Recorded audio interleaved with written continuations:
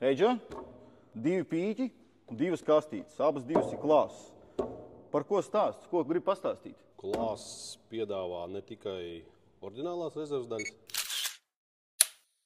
piedāvā jau kādu labu brīdi Baltijā arī šo tā saucamo Silverline sēriju.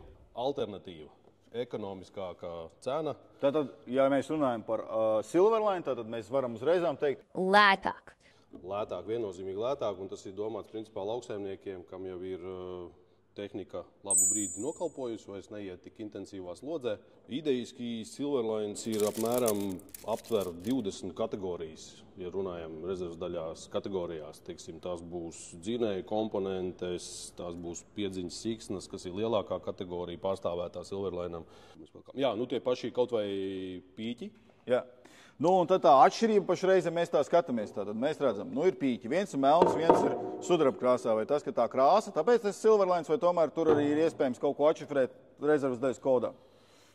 Kodis, protams, atšķirās, bet tur pamatā apakšā ir, ka klāsts izvēlās citu ražotāju, bet ar klāstu pārbaudīto kvalitāti, klāsts akceptē šo ražotāju un var piedāvāt rezerves daļu par ekonomiskāku cenu.